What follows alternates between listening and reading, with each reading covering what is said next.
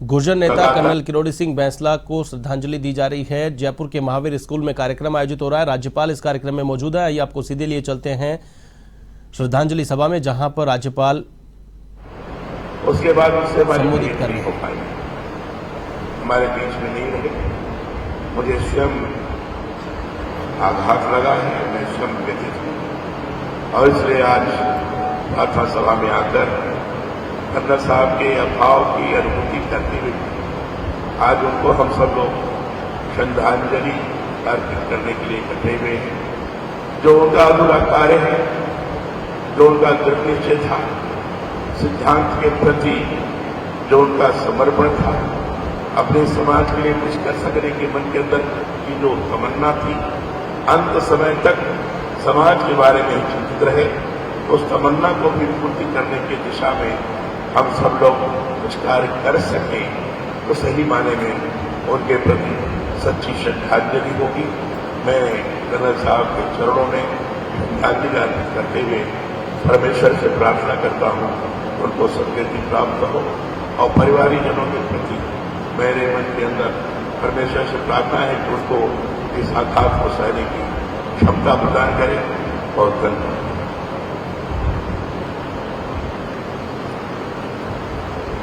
इस श्रद्धांजलि सभा में, प्रार्थना सभा में हमारे बीच में एमएन दिनेश साहब, ADG ACB, Mehtab Singh ji DIG साहब, हैदर अली जी एडिशनल कमिश्नर, श्री नदुल कछावा जी डीसीपी साउथ, विप्र महासभा के प्रदेश अध्यक्ष संरक्षक श्री सुनील उदेलिया जी और उनकी समस्त टीम, हमारे बीच में शिक्षाविद डॉक्टर सुधांशु जी, सब अपने अपने विचार रखना चाहते हैं। हमारे बीच में अलवर के पूर्व विधायक आहूजा जी और अपने विचार रखना चाहते हैं। समय की ध्यान में रखते हुए समय को कर्नल साहब के आंदोलन के शुरू के साथ ही जर्नलिस्ट योगेश शर्मा जी को आमंत्रित करता हूं। जर्नलिस्ट योगेश शर्मा जी, जिन्होंने कर्नल साहब का 2003 से लेकर के आज तक का संघर्ष में साथ रहे, पत्रकार होते हुए आपने प्रत्येक कहानी, प्रत्येक गांव, प्रत्येक जगह जाकर के किया। कर्नल साहब के ऊपर जर्नलिस्ट योगेश शर्मा,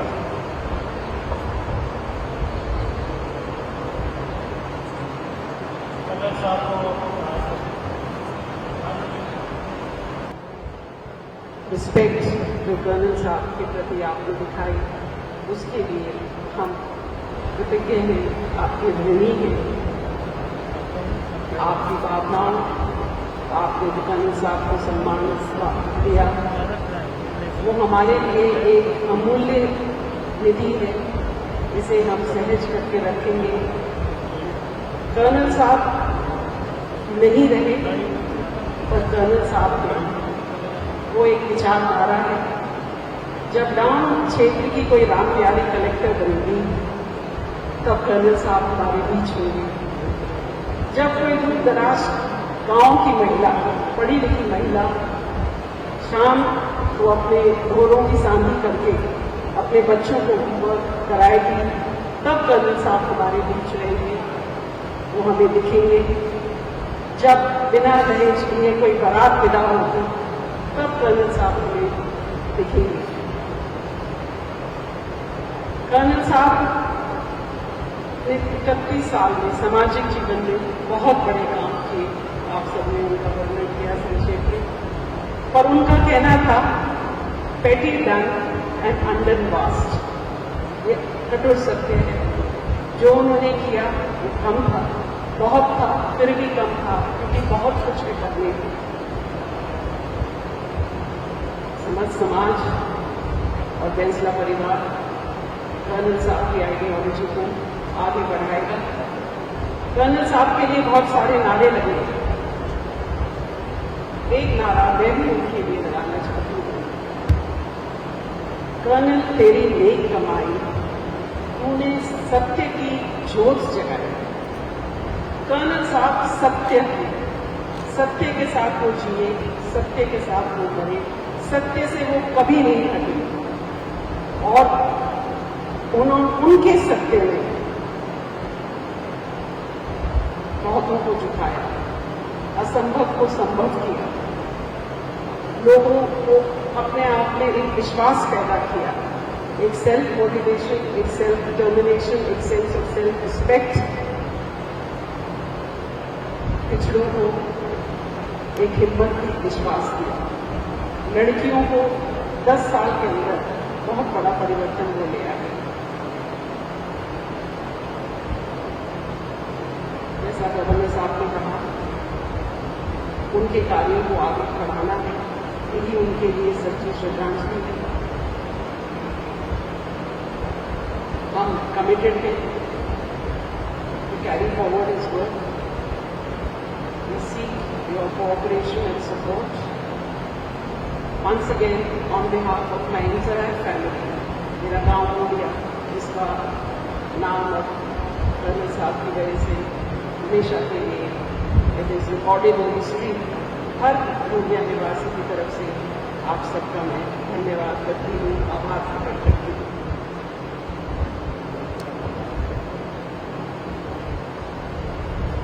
इस प्रार्थना सभा के लिए मैं आप सभी से अनुरोध करूंगा, आप अपने।